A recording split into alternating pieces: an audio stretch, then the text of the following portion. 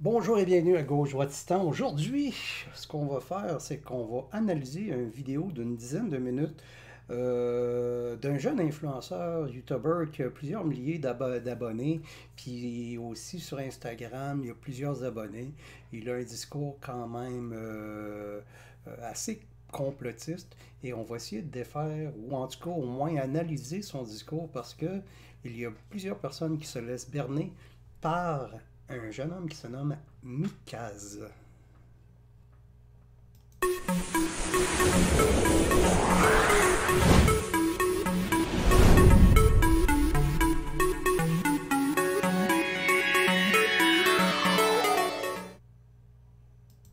Oui, et justement, en effet, Mikaz, c'est qui? Ben, dans le fond, ce qu'il fait, lui, c'est des vidéos, comme vous pouvez voir, surtout Fortnite.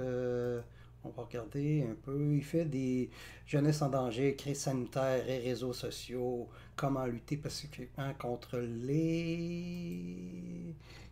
Pour mieux les comprendre mesures cette vidéo, il est important. liberticides. Fait que tu sais, vous voyez un peu, puis mélangé à ça, ben, il fait beaucoup de vidéos de jeux vidéo, là, Fortnite. Donc, il mélange son canal de gaming, puis il fait des commentaires sociaux, puis il y en a une vidéo qui est sortie il y a quelques mois, et Comment puis ont-ils fait? ça se nomme Comment s'est fait prendre au piège? Comment s'est-on fait prendre au piège? Ingénierie sociale et manipulation des foules. Donc, on va jeter un œil là-dessus, justement, pour voir c'est quoi qu'ils pensent vraiment. Et puis, c'est quoi son discours. Puis, parce que, dans le fond, tu regardes tous les commentaires qui ont en bas de son vidéo, tout le monde est d'accord avec lui. Puis, tu regardes aussi les gens qui partagent son vidéo. Puis, tout le monde prend comme du cash à ce qu'il dit. Fait qu'on va regarder ça.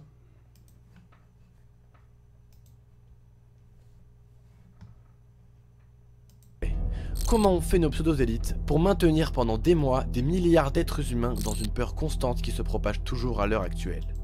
Quels moyens et quelles techniques ont-ils utilisés? Pourquoi la plupart des gens restent aveugles de cette manipulation pourtant grossière qui sévit depuis presque un an partout dans le monde? Enfin, presque un an seulement par rapport au Covid, bien sûr. Encore là, vous voyez tout de suite, il parle de manipulation. L'affaire, c'est que oui, il peut y avoir des manipulations, mais en même temps, il faut comprendre que les, il faut passer les messages des fois quand il y a une urgence, puis des fois ça peut passer par la manipulation, puis c'est pas nécessairement une mauvaise intention. Vous comprenez? Il faut pas faire de... Ce qui est dangereux là-dedans, il faut pas faire de procès d'intention envers ceux qui envoient des messages. Comme là, lui parle de manipulation, puis des gens qui sont manipulés, puis il y a comment ont-ils fait, tu sais? C'est qui le on? Tu sais, c'est qui les personnes en haut, supposément, qui nous manipuleraient? Tu sais, c'est un des problèmes de ce discours-là. On continue, ça fait seulement 20 secondes, puis il dure 9 minutes la vidéo. Sinon, ça fait des décennies que nous vivons au sein d'une vaste manipulation. Mais ça, c'est un autre... Ça fait des décennies que nous vivons au sein d'une vaste manipulation. Une manipulation de qui et pourquoi? À un moment donné, je peux bien croire là, que tout le monde est débile puis que personne ne se rend compte de rien, là, mais en même temps, puis vous voyez aussi le montage vidéo, comment il s'est serré, George Bush, Staline, un œil pour montrer genre que les gens s'éveillent. Tu sais, sujet. Bonjour à tous, j'imagine que vous avez compris de quoi on allait parler aujourd'hui et je pense qu'il est plus que primordial de comprendre pourquoi et comment on en est arrivé là et pour par la suite mieux comprendre les différentes techniques de manipulation des foules qui seront utilisées pour mieux les prévenir. Mais définissons d'abord qu'est-ce que l'ingénierie sociale ou la manipulation des masses, la manipulation des foules, on l'appelle comme on veut. L'ingénierie sociale est, dans le contexte de la sécurité de l'information, une pratique de manipulation psychologique à des fins d'escroquerie. Voyons donc aujourd'hui quelles ont été durant ces derniers mois les techniques utilisées au plus haut de la pyramide sociale pour maintenir le peuple dans la peur, l'ignorance et l'acceptation. vous voyez, procès d'intention. Les gens en haut de la pyramide sont méchants qui essayent de manipuler le gentil peuple. Le gentil peuple ignorant, parce que selon lui, le peuple, tous les gens de la société sont ignorants. Tu sais, c'est un peu, comment je pourrais dire, réducteur. Parce qu'il y a des gens qui sont au courant, puis il y a plein de monde qui travaille dans le système, etc., etc. Fait que, tu sais, il n'y a pas trois quatre personnes qui décident en haut pour manipuler la masse ignorante. Hein. La première grande stratégie d'ingénierie sociale, c'est la distraction. En effet, notre vie à tous s'est remplie de distractions. Cinéma, jeux vidéo, séries, smartphones, réseaux... il y en a plein, il y en a plein. Et... YouTuber, influenceur, gamer, parce que là, présentement, ce qu'il fait, lui-même, c'est de la distraction. Il produit du contenu de divertissement pour distraire son public. Mais il dit pas ça. Et lorsqu'on se distrait sur un jeu vidéo ou devant un bon film, on rentre dans un état d'hypnose. En état d'hypnose, on met de côté notre cortex préfrontal qui nous permet d'intellectualiser et donc d'effectuer des actions en réfléchissant et non de manière répétitive et mécanique comme on le ferait en état d'hypnose. Et aujourd'hui, le monde entier est littéralement sous hypnose, en permanence. Vous voyez là encore le grand complot. Le monde entier est littéralement sous hypnose. Tout est dans le langage. Tout est dans la façon de présenter quelque chose. Là. Il y a des méchants en haut qui manipulent, puis une bande de brebis hypnotisées, ignorantes, qui sont pas conscientes de ce qui arrive. C'est réducteur un peu. Là. Occupés par les distractions quotidiennes, notamment les jeunes, avec les réseaux sociaux, la télé-réalité, les séries, etc., etc. Car oui, qui est-ce qui a fait des révolutions dans le passé? Mai 68 par exemple. Bah les jeunes. Alors quoi de mieux pour nos élites politiques qu'une masse de jeunes complètement hypnotisés pour leur imposer des restrictions liberticides. La stratégie de la distraction consiste donc à détourner l'attention du public des problèmes importants et des décisions politiques de nos dirigeants grâce à un déluge continuel d'informations et de distractions inutiles. Jim Morrison. Encore ici, c'est un procès d'intention parce que souvent, comment je pourrais dire, même ceux qui sont en haut de la pyramide, là, ils ont pas beaucoup de contrôle sur ce qui se passe dans les médias, les nouvelles qui sont diffusées, puis encore là, les médias, souvent, c'est des charognards, puis ils vont se faire un plaisir de détruire ou de prendre en contradiction un pseudo-zélite. Fait que, tu sais, à tous les jours, plusieurs médias, autant à Québec qu'à Montréal, ou dans le monde entier, il y a des médias qui vont comme au site au Québec, des médias qui vont critiquer la CAQ, critiquer Legault sur ses décisions, etc., etc. Fait que tu sais, c'est pas un déluge d'informations qui est voulu, c'est que souvent c'est les médias qui ont une machine à nourrir. Mais c'est pas nécessairement dans une mauvaise intention de manipuler le public. Morrison, chanteur et poète américain, a d'ailleurs dit « Qui contrôle les médias, contrôle les esprits ». Je vous laisse réfléchir là-dessus. La stratégie de l'action, réaction, solution, ou encore créer un problème et puis proposer la solution. Donc on crée d'abord un problème. Par exemple, le gouvernement organise un attentat dans son propre pays. Oui, ça arrive, bon. Le gouvernement crée... Procès d'intention, conspirationnisme, puis encore là, il avance quelque chose, un gouvernement qui ferait un attentat dans son propre pays, puis il montre les tours du 11 septembre 2001, quand... Comment je pourrais dire? C'est presque impossible qu'un gouvernement, devant le gouvernement américain, Bush, whatever, ait organisé de l'intérieur un attentat aussi énorme et aussi organisé que le 11 septembre 2001. Mais je sais que là, j'ai plein de conspirationnistes et des truthers qui vont me dire que c'est un inside job pour aller attaquer...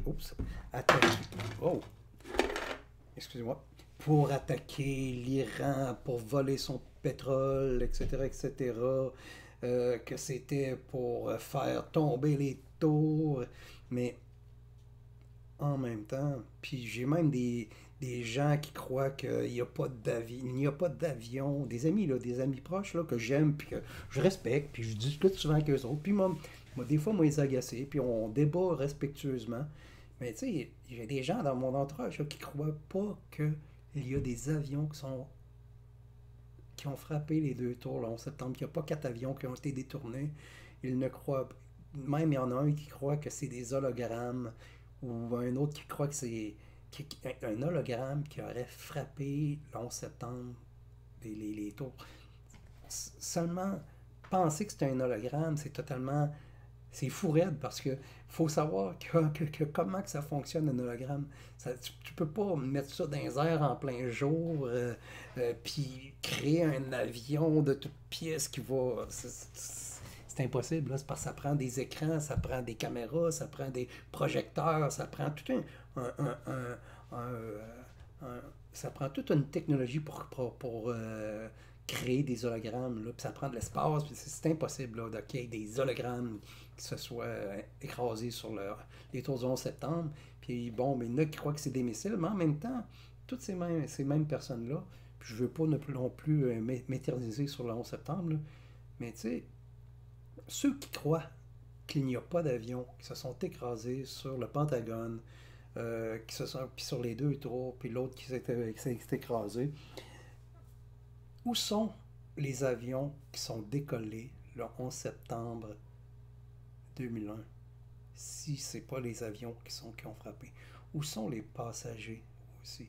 Parce qu'il y avait des passagers. Quand tu vas dans un aéroport, chaque avion est enregistré quand il arrive, quand il a le décollage, chaque passager est enregistré. Donc, où sont les passagers qui étaient dans ces vols-là? Parce que il y a des personnes dans ces avions-là qui ont disparu. Donc, si ce ne sont pas des avions qui ont frappé les tours du World Trade Center, eh bien, où sont les avions et où sont les passagers de ces avions-là? Puis, souvent, ben là, ils vont vous répondre, je sais pas, c'est pas, ben c'est pas ça, etc. Tu sais, ils ne sont pas capables, puis ils vont même jusqu'à, comment je pourrais dire, douter des enregistrements des avions dans les aéroports, les communications avec les tours de contrôle, les enregistrements des passagers, la disparition, la mort des passagers, aussi les contacts qu'il y a eu, les gens qui sont dans les avions, qui ont pris leur téléphone cellulaire pour parler à leurs proches, pour leur dire que pour leur expliquer la situation, etc. etc. Parce que aussi, il y a eu des communications qu'il y a eu par téléphone cellulaire, là. Donc, en gros, c'est ça. Je ne voulais pas m'éterniser, mais rien que pour faire un petit compte, un petit détour vers le 11 septembre, parce que c'est tout le temps ça. Là. Quand un conspirationniste ou un gars qui va expliquer une théorie de la manipulation, etc., là, ils vont nous montrer les tours du 11 septembre, puis essayer de nous faire croire que c'est un inside job quand c'est possible, mais c'est presque impossible que ce soit un vrai inside job. Moi, selon moi, c'est tout simplement que c'est un mélange de laxisme, de je m'en foutisme, d'incompétence. Les signes étaient là. Il y a eu les services d'information aussi qui étaient conscients, qui ont informé des hauts dirigeants. Puis les hauts dirigeants s'en tabarnakaient. Fait qu'il est arrivé ce qui est arrivé. That's all, parce que il y a eu des attentats avant. Dans les années 96-93, ils ont même essayé de faire péter le World Trade Center avant ça. Là. Fait que tous les signes avant-coureurs étaient là, mais certains hauts dirigeants américains n'ont pas pris en considération la menace ou ont sous-estimé la menace, puis quand c'est arrivé, il était trop tard. Crée un attentat, et puis il propose la solution. Plus de contrôle, plus de caméras de surveillance pour prévenir les attentats, plus de contrôle social, finalement. Avec toujours le même argument, celui de la sécurité. Aujourd'hui, la France est truffée de caméras de surveillance de partout, donc beaucoup à reconnaissance faciale. Et ça fait peur, ça, quand même. Il y a beaucoup de contrôle, il y a l'armée qui est déployée massivement partout dans le monde. Enfin bref, on se fait contrôler de plus en plus chaque année, sans s'en rendre vraiment compte. Autre exemple, avec le Covid, on crée un virus, et puis on propose le vaccin, la sainte solution. Vous voyez encore comment qu'il l'utilise. Lui, il est certain, là, il est dans la certitude, là, il dit, on crée un virus, puis on crée un vaccin. Il n'y a aucune preuve au monde, dans toutes les recherches, qui dit que nous avons créé le COVID-19. Il y a des recherches, il y a peut-être eu des recherches en laboratoire, il y a même peut-être des questions peut-être que dans le laboratoire de Wuhan, il y a peut-être eu une fuite, comment dit, des scientifiques qui travaillaient sur des virus ou des maladies, etc. Puis il y aurait probablement un préposé ou un travailleur qui s'est fait pisser dessus par une chauve-souris, peut-être mordillé par une chauve-souris sans qu'il s'en rende compte, et peut-être le doigt ou whatever. Et puis, il y aurait peut-être eu une fuite à partir de là. Mais, tu sais, il n'y a personne qui a créé un virus afin de pouvoir créer un vaccin pour pouvoir nous le vendre par après. Ça n'aurait pas de bon sens. Solution. Et comme tout le monde agit dans la panique, dans le stress et dans la peur, bah on se pose pas de questions et on prend la solution. Et en fait avec ce procédé d'action, réaction, solution, tout le monde se pose des questions. Tout le monde fait des recherches.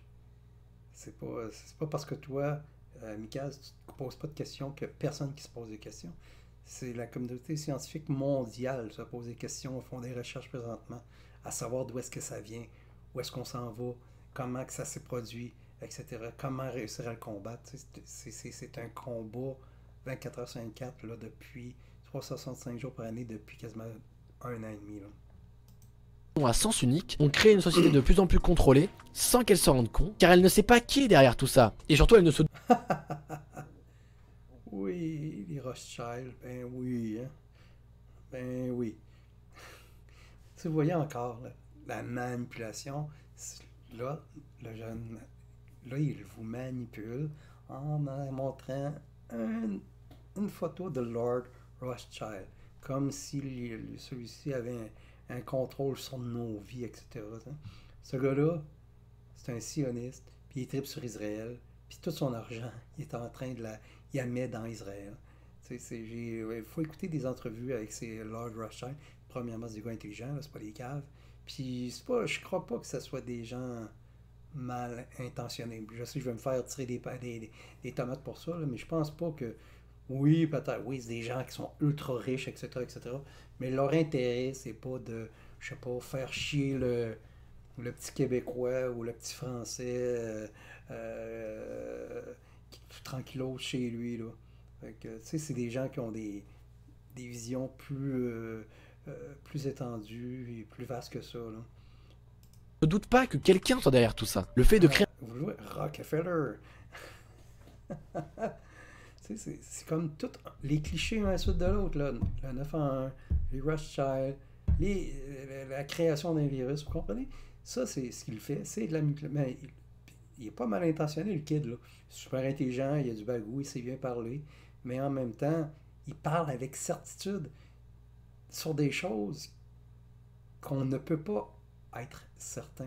Parce que personne n'est certain sur ça dans cette histoire-là. Dans toutes ces histoires-là. Un problème et de proposer la solution est donc une technique très efficace qui est de plus en plus utilisée dans notre société pour imposer plus de restrictions et le public, ignorant, les accepte.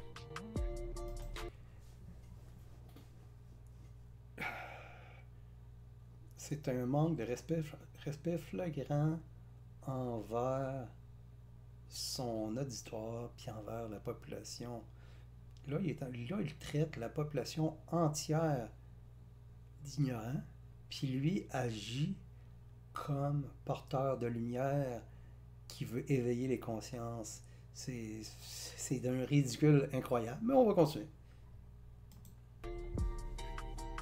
Ah, celle-là, je l'aime bien. C'est la troisième stratégie, c'est de s'adresser au public comme à des enfants en bas âge. Je m'explique. Aujourd'hui, remarquez bien, toutes les pubs, enfin en tout cas énormément de pubs télé, utilisent un discours, des personnages, des arguments et un ton particulièrement infantilisant. Comme si le téléspectateur était un enfant en bas âge ou un handicapé mental. Ça se retrouve aussi avec les images amusantes et les vidéos drôles sur le vaccin, sur le Covid et d'autres sujets d'actualité sérieux qu'on présente comme enfantin en fait. Quand on s'adresse à une personne adulte, comme si elle avait 8 ans, sa réponse sera aussi dénuée de sens critique que si elle avait 8 ans. Pourquoi? Eh bien c'est le principe même de la suggestibilité. La suggestibilité, c'est une disposition psychique. Il a raison, mais en même temps, il n'a pas raison, parce qu'il arrive, c'est que là, il faut se mettre dans la peau de ceux qui font les publicités. Tu as 30 secondes pour passer un message. Entre, des fois, 10 secondes, 15 secondes. Fait qu'il faut que tu attires l'attention de la personne, puis tu dois passer un message en très peu de mots, parce que tu n'as pas de temps. Fait qu'il faut que ça soit pacté, des mots-clés, puis une image qui va attirer l'attention. That's it, that's all. Il n'y a pas de c'est sûr là, qu'ils vont parler comme un enfant. Hein. Ça, c'est un peu, comment je pourrais dire, là. Ça, souvent, c'est dans les médias. Il y a certains animateurs, animatrices, producteurs, réalisateurs, metteurs en ondes, qui manquent de respect envers leur public. Mais encore là, je ne sais pas si c'est intentionnel, vous comprenez? Je fais pas. Il faut faire attention, il ne faut pas faire de passer attention. Comme lui, il parle de publicité. Publicité, tu as entre 20 et 30 secondes pour passer un message. Il faut que ça frappe, il faut que tu aies les couleurs, puis il faut que ça. Tu as 30 secondes pour parler de quelque chose de compliqué. Là. Fait que, tu peux pas, là. C'est pas un documentaire là, d'une heure où est-ce qu'ils ont le temps là, d'expliquer les choses. Là. Fait que, c'est ça, il faut faire attention. Là. Qui conduit un sujet à se soumettre facilement à toute suggestion et à y obéir, sans aucun sens critique évidemment. En fait, parler à un adulte comme... Encore là, aucun sens critique. Là, il essaie de nous faire croire que personne n'a du sens critique, que seulement lui a du sens critique. Comme si on parlait à un enfant, l'induit à émettre une réponse aussi ignorante et aussi innocente qu'un enfant finalement. Évidemment, encore une fois, sans que l'individu s'en rende compte. Et ça, c'est très très fort. Les individus, c'est ça l'affaire, c'est que... C'est quoi son nom? Kazim? Mikaz. Ce que tu comprends pas, c'est que les gens s'en rendent compte. Même souvent, des fois, je vais écouter... Je suis en train de travailler, la radio est en train de jouer, puis il y a des messages publicitaires qui passent, je suis là. C'est donc bien de la merde. C'est donc bien stupide.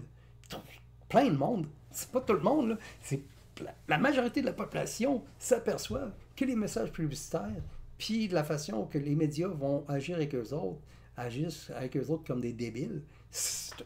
Les gens, Mika, tu dois te rendre compte que les gens sont conscients de ça. Tu n'es pas seul à être conscient de ça. La population presque entière est consciente de ça. Puis souvent, ces messages-là sont backés par des organismes là, de pression, etc. Quatrième stratégie d'ingénierie sociale, s'adresser à l'émotionnel plutôt qu'à la réflexion. Et alors là, on est en plein dedans. Ça fait des mois que les médias, que la presse, que les réseaux sociaux répètent sans arrêt au monde entier la dangerosité, les morts et les contaminations liées à la Covid-19. Comme ça, ils instaurent une peur grandissante au sein de la population, ce qui court-circuite tout esprit critique. Parce qu'en fait, le spectateur, il ne se pose plus de questions. Encore là, tu n'es pas seul à avoir de l'esprit critique. La population, il y a plein de gens qui ont un esprit critique. Puis c'est pas seulement ça, c'est pas parce que les gens pensent que le virus peut être dangereux qu'ils n'ont pas d'esprit critique. Parce que dans la réalité, dans les faits, le coronavirus, le COVID-19, le SARS-CoV-2 peut être dangereux pour certaines personnes. Puis l'affaire, c'est le problème de ce virus-là, c'est que chaque personne peut être atteinte différemment. Donc, moi, je peux l'attraper, puis je vais avoir un rhume pendant 2 jours, puis ça va passer. Puis la personne à côté de moi, pour X raisons, même si elle n'a pas de comorbidité, elle peut se ramasser à l'hôpital aux soins intensifs, puis elle peut en mourir. Fait que c'est ça. Puis je crois que c'est ça que les gouvernements ont peur de ça. Ils ont peur que ça explose, puis qu'il y ait un genre de multiplication des cas. Là. Puis c'est pour ça que les messages peuvent paraître épeurants ou paraître, comment je pourrais dire, pour faire paranoïer le monde un peu, parce que les gouvernements eux-mêmes, les élites eux-mêmes ont pas mal peur de ce qui se passe présentement, puis eux autres mêmes peuvent être atteints et en mourir. réflexion sur les informations qui lui sont communiquées et il avale tout sans aucun sens critique. Parce que... Encore là, il avale. Mikaz, t'es pas seul. Il y a plein de monde qui n'avalent pas tout et puis qu'ils ont un sens critique. T'es pas le seul au monde, là. T'es pas le... Tu agis comme un porteur de lumière, là. Tu penses être le seul à avoir la connaissance, puis tu es en train de guider les gens à travers un chemin vers la vérité. Non, t'es pas seul. Il y a plein de monde là, qui gobe pas tout là, ce qui se passe dans les médias. Là. Parce que l'humain réagit à ses émotions bien plus qu'à sa réflexion. Quoi de mieux qu'un peuple tenu par la peur pour faire ce qu'on veut de lui? En plus, le registre émotionnel permet un accès à l'inconscient humain et donc permet d'y implanter des idées, des désirs, des normes et bien sûr des peurs. C'est tout simplement la fabrique du consentement. D'ailleurs, Nicolas Machiavel, penseur humaniste de la Renaissance, a dit à juste titre « Celui qui contrôle la peur des gens devient le maître de leurs âmes ». Et je vous laisse réfléchir là-dessus. Maintenir le public dans la bêtise et dans l'ignorance. C'est assez simple et ça passe principalement par notre éducation. L'histoire qui nous est racontée tout au long de notre scolarité est soit fausse, soit volontairement incomplète. On nous raconte une histoire de méchants et de gentils qui se font la guerre. C'est gentil, mais elle est où la vérité dans tout ça? Parce qu'on nous dit pas qui a financé les guerres, quelles ont été les réelles causes des guerres, qui les a planifiées. Ok, là, il sous-entend par cette image-là que les francs-maçons auraient financé les guerres.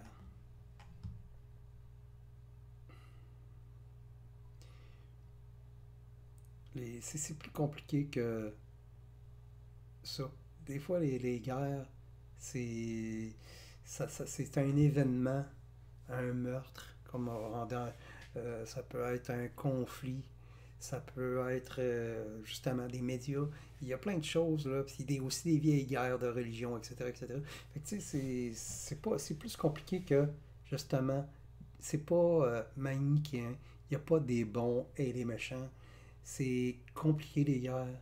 Puis c'est rare que c'est seulement une personne qui va décider d'une guerre. Je parle d'une grosse guerre, là. Souvent, c'est une suite d'événements puis de pressions qui vont mener à des actes militaires. Mais encore là, ça serait un sujet tellement vaste et tellement compliqué. On pourrait en parler des heures, là, puis on n'aurait pas fini on finirait pas d'en parler. Quels étaient leurs réels objectifs? Mais alors pourquoi est-ce qu'on nous raconte une histoire? Personne ne connaît les objectifs. Complètement biaisée. Tout simplement parce que si on nous racontait la vérité telle qu'elle est, il y aurait une trop grosse prise de conscience de la part de la population. Il y aurait des révoltes contre le système en place. Et ça, évidemment, l'élite n'en veut pas. Il y aurait la... C'est qui l'élite? Encore. Vous voyez, il y a une élite, puis le pauvre peuple ignorant. Mais c'est qui l'élite? Volonté de construire un nouveau système, pas dirigé par des banques, qui est... Il y a tout passé, le 9 en 1, les Rothschild, les Big Pharma. Là, on est rendu dans les Bilderberg. Bilderberg, c'est quoi? C'est un club d'initiés où est-ce que annuellement il y a une rencontre, puis c'est des gens d'affaires de partout en Europe, puis en Amérique, puis un peu partout dans le monde, qui sont invités à discuter ensemble de façon privée dans un hôtel qui va être choisi à quelque part dans le monde. Des gens qui peuvent être puissants, moins puissants, mais encore là, c'est pas des... Vous voyez, tu sais, manipulation, tout le kit, c'est pas... Dans le fond, c'est comme les chevaliers de colombe, si vous préférez, je sais que j'exagère, là, qui se rencontrent puis qui discutent. Fait que ça, c'est sur les invitations. Moi, j'aimerais ça. Aller dans une rencontre du club Bilderberg puis discuter puis voir comment ça se passe. Le rien que par curiosité. Là. Mais tu sais, je sais pas, je ne crois pas qu'il y ait eu des gens, si, comment je pourrais dire, malfaisants ou mal intentionnés qui sont dans ces clubs-là. Souvent, ils vont discuter affaires, discuter des relations internationales, commerciales, etc., etc. Esclavager de la population et les mettre en dette. Pas dirigés par des lobbies pharmaceutiques qui nous Big Pharma. vendent des médicaments empoisonnés à effet secondaire. Pas dirigés Oh, oh, oh, oh, oh.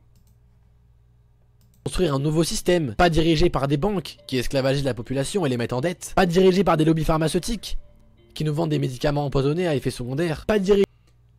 Vous voyez encore là, ce qu'il vient de dire là. Les grosses pharmaceutiques qui nous vendent des médicaments empoisonnés et à effet secondaire. Ben voyons donc.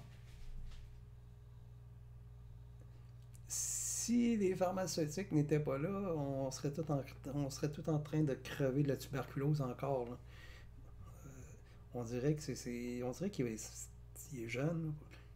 Faut peut-être lui donner ça, là, mais il n'est pas conscient là, que les médicaments ou les vaccins nous ont sorti de la polio, de la tuberculose, puis des grosses maladies. Là. Fait que si c'est les big pharma, puis les scientifiques n'auraient pas travaillé, on serait pas, peut-être que lui ou moi ou vous ne seriez pas là pour discuter parce on serait peut-être même jamais né parce que l'humanité serait en train de crever de maladie.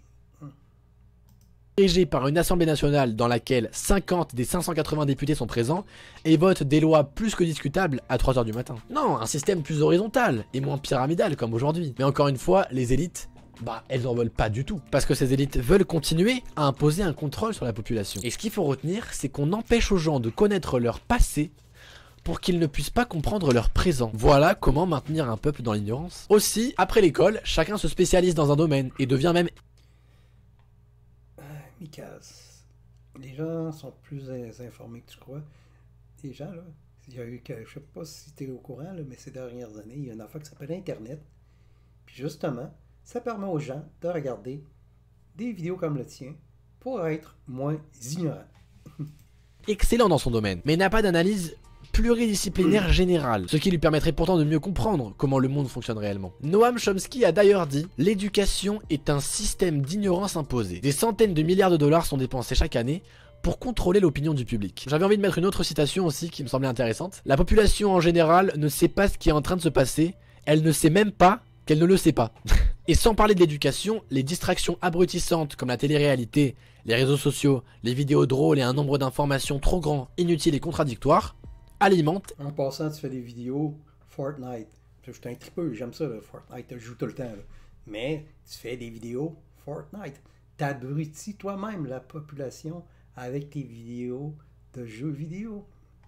L'ignorance et la bêtise du peuple. Ah, celle-là, elle est assez incroyable. Remplacer la révolte du peuple par la culpabilité. C'est-à-dire qu'on va faire croire à l'individu qu'il est le seul responsable de son malheur, à cause de l'insuffisance de ses efforts, de ses capacités ou de son intelligence. C'est clairement ce qui s'est passé ces derniers mois avec le Covid. Si vous portez pas de masque, vous mettez en danger votre grand-mère. Si vous sortez pendant le confinement, vous allez contaminer les autres. Si vous vous faites pas vacciner, déjà vous êtes égoïste et en plus vous êtes un mauvais citoyen. Alors, culpabilité, culpabilité, culpabilité. Bien sûr. Ok. Ok. Je comprends ce que tu dis. Mais en même temps, c'est comment tu veux dealer. Parce que là comme là, lui, toi, lui, il est français, mais au Québec, whatever, comment les gouvernements peuvent dealer avec des populations de millions d'habitants? C'est ça l'affaire aussi. Là, on le voit présentement là, dans des pays où est-ce que qu'il y a beaucoup de monde, comme en Inde, ben c'est la catastrophe.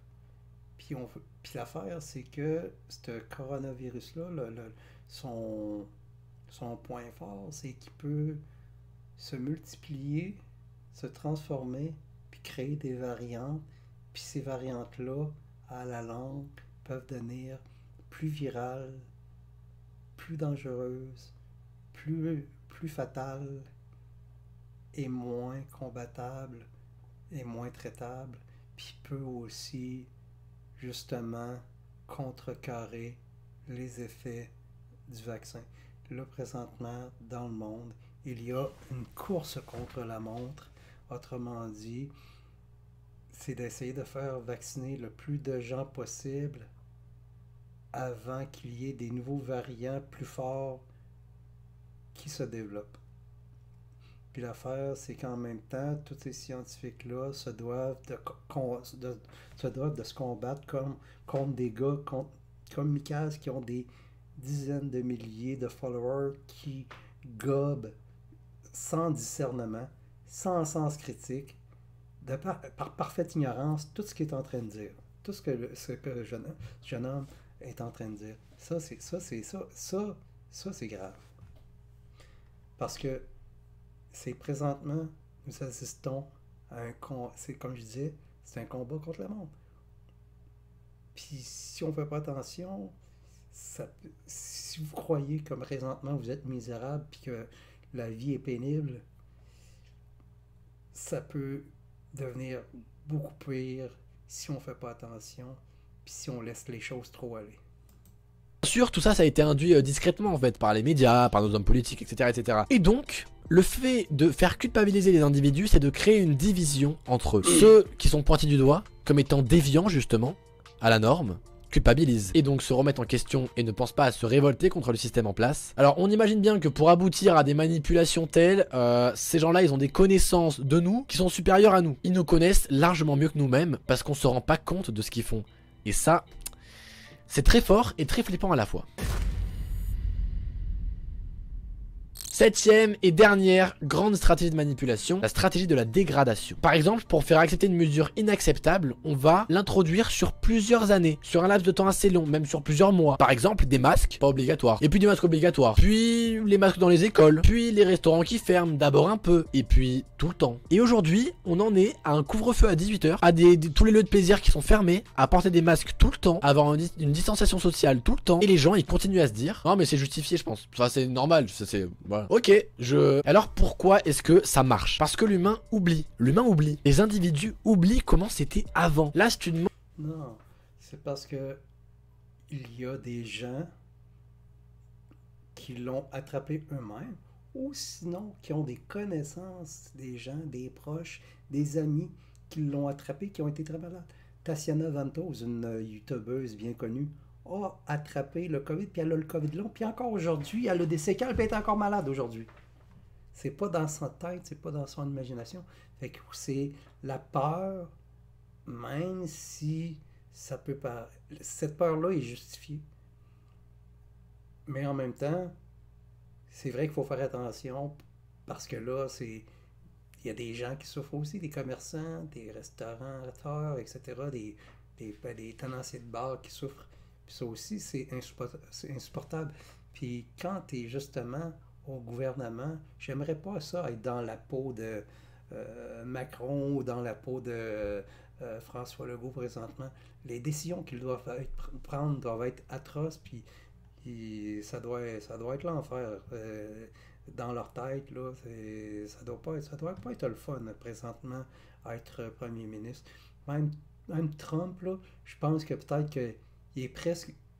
Ouais, c'est sûr là, qu'il devait être contrarié parce que c'est un gars avec un fort caractère, mais en même temps, peut-être que lui, là, Trump n'a pas d'affaire à passer à travers la crise du COVID. Il a goûté. Là, si Trump n'est pas au pouvoir aujourd'hui, c'est à cause de la crise du COVID. Hein.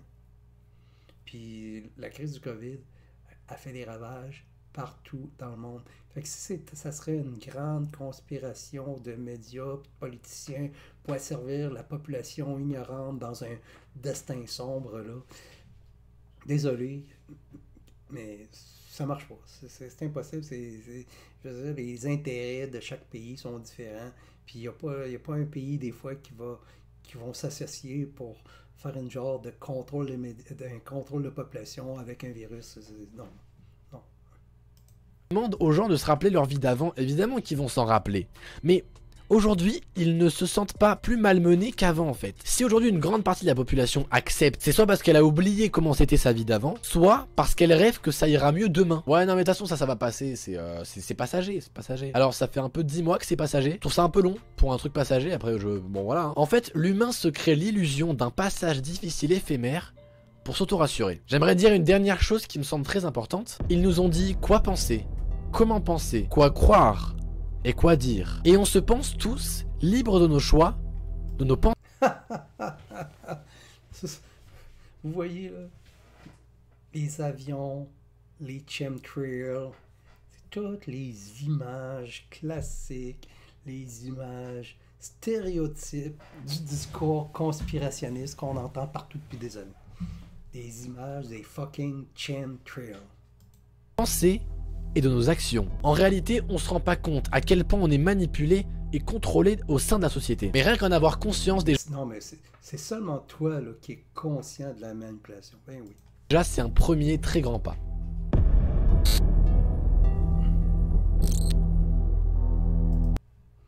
Bon, ben, c'était correct. C'est un jeune homme intelligent. Il parle bien. Il a du vocabulaire. Il est instruit. Mais en même temps, comment je pourrais dire, il manipule son public. C'est dommage. Il utilise son intelligence, mais peut-être aussi, mais encore là, il manipule ça. Je dis pas qu'il non, je dis pas, je dirais pas ça. Mais il parle parce que dans le fond, probablement, il n'est pas mal intentionné. C'est ça aussi qu'il faut faire attention aujourd'hui. On est beaucoup dans les procès d'intention. On pense que Legault veut nous manipuler puis fermer les bars.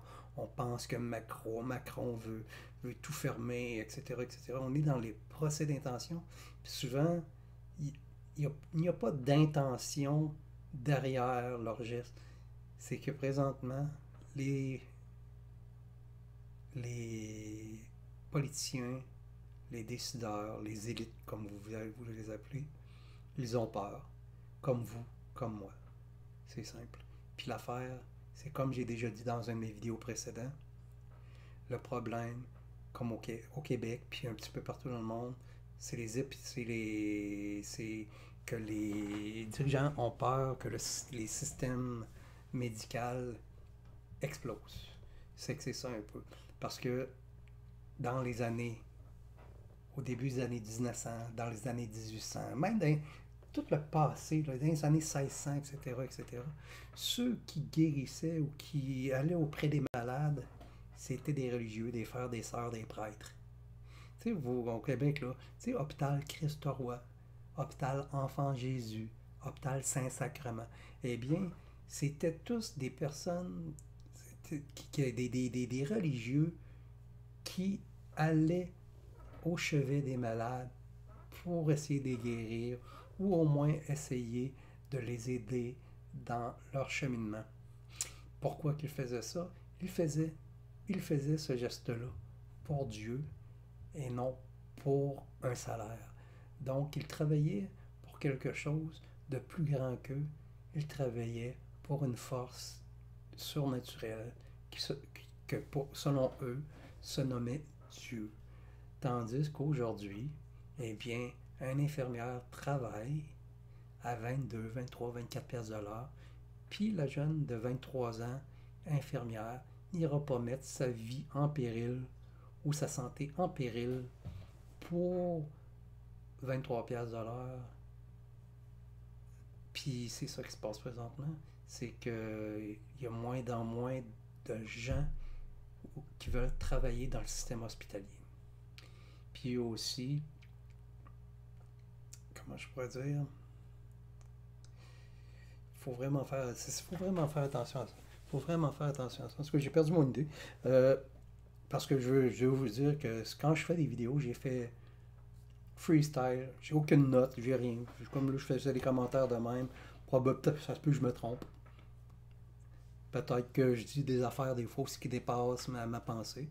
Mais j'essaie d'y aller le plus simple possible, mais aussi le plus franc possible.